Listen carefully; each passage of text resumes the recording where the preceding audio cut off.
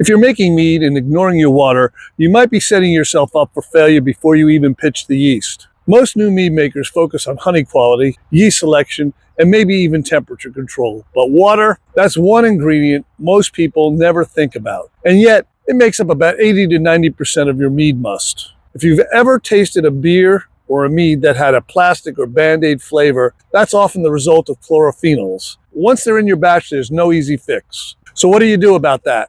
Well, you've got a couple of easy options. The first is to boil your water for about 15 minutes. That will drive off free chlorine, which is great, but there's a catch. It won't get rid of chloramine, which is used in a lot of municipal water supplies now because it's more stable. So if your water has chloramine, boiling it will not help. To remove both chlorine and chloramine, your best bet is to use a Campden tablet. Just 1 tablet per 20 gallons will neutralize both. Or you could run your water through a carbon filter rated for chloramine. The safest option, though, is to use reverse osmosis or spring water and then add back what your yeast needs with nutrients. Speaking of nutrients, yeast needs more than just sugar to thrive. Pure distilled or RO water doesn't contain the minerals yeast uses during fermentation, things like calcium and magnesium. Without those, fermentation could be sluggish or even stop altogether. So if you're using RO or distilled water, you'll need to make sure you're using a full nutrient schedule.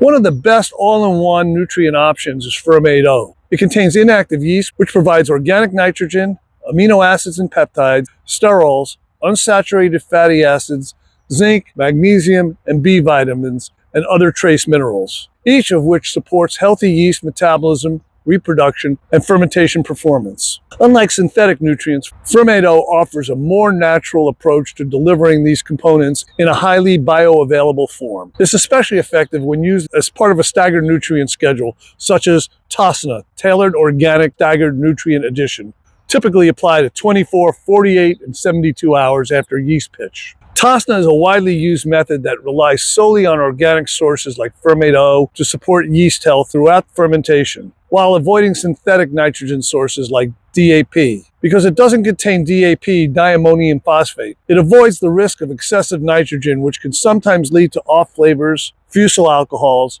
particularly in high sugar mead musts. If you're using filtered tap or spring water, you might be okay, but it still helps to know what minerals are in your water just in case. Even when minerals are present, supplementing with Fermaid ensures that your yeast has everything it needs to perform at its best. This brings us to pH. This is a huge one, and it's a mistake I see all the time, even among experienced commercial and home mead makers. Your pH level during fermentation affects yeast health, the rate of fermentation, and the flavor of your finished mead. The sweet spot when you pitch your yeast is somewhere around 3.7 to 4.3, but during fermentation, especially with certain honeys, the pH can drop fast. That happens because honey must has very low buffering capacity. In simple terms, that means it doesn't resist changes in pH very well. As yeast begins to metabolize the sugars and produce organic acid, pH can fall rapidly. This is normal, but if pH drops too low, below 3.2, 3.1, the yeast may struggle to keep fermenting, even if everything else seems fine. Let me tell you about a batch I made with a mix of meadow foam and sweet clover honey a few years back. I pitched a type of Kveik yeast, type of quake yeast called Lutra, at 90 degrees Fahrenheit,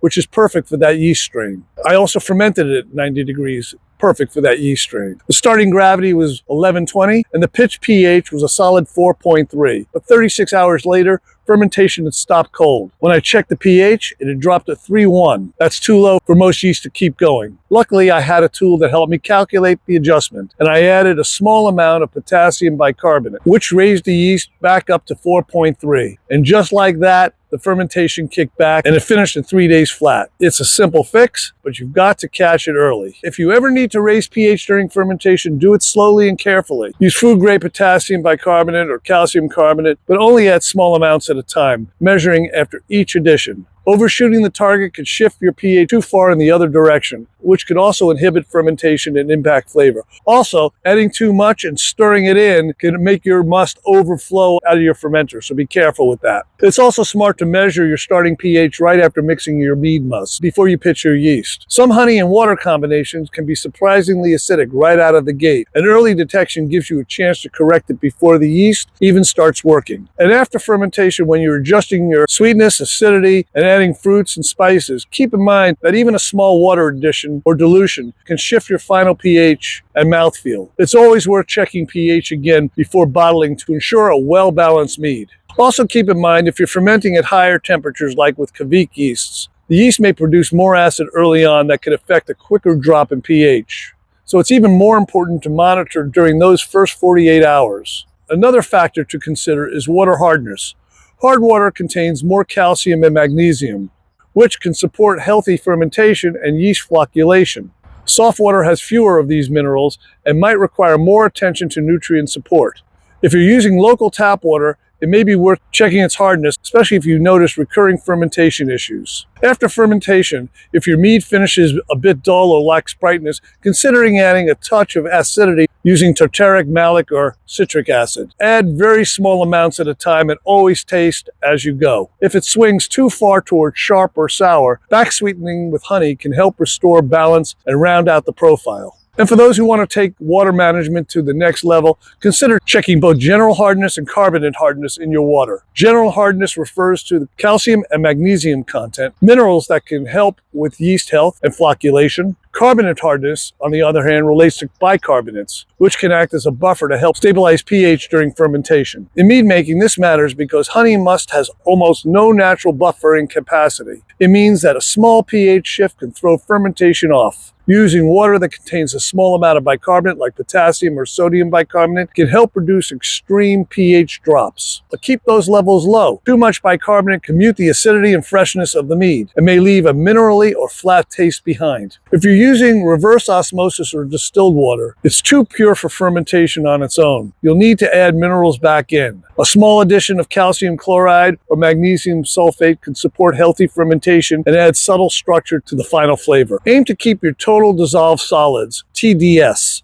under 100 parts per million for a clean, controlled fermentation. You can use a simple conductivity or TDS meter to estimate your mineral levels. If your tap water is high in bicarbonates or general hardness, you can reduce some of the temporary hardness by boiling it for about 10 to 15 minutes. This helps release carbon dioxide from the bicarbonates and can lower their impact. It's also a simple way to make tap water more fermentation friendly. Finally, if you're curious about local water, check your municipality's water report. Many cities make these reports public and they can tell you your water's mineral content. This is especially useful if you're chasing consistent results, entering competitions, or troubleshooting stubborn fermentation issues. Bottom line, water chemistry doesn't have to be overwhelming. Small tweaks like balancing your minerals and buffering pH can make a noticeable difference in fermentation success and flavor. Think of it as setting up your yeast to do their best work and giving your mead the cleanest canvas to shine. Let's look at 5 common water sources and what to expect from each. Distilled water is purified through boiling and condensation, removing all minerals.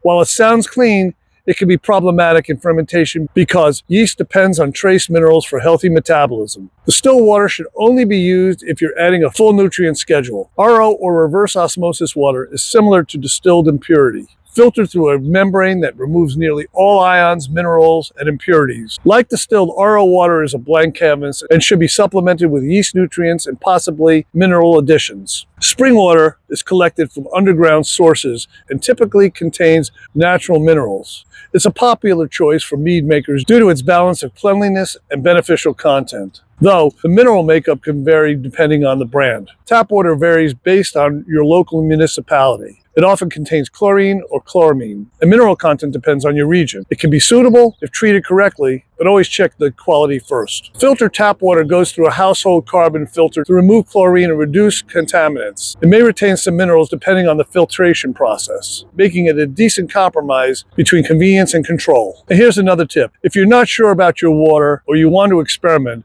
start small. You don't have to make a full gallon. You could try a mini batch, like 800 ml each. Label the jars with the water source and use the same honey, the same yeast, the same fermentation conditions, and do a blind taste test. No fancy equipment, no expensive lab results, just careful observation and honest tasting. One common mistake I see is assuming that bottled distilled water is always the best choice because it's pure. In reality, that purity can be a problem.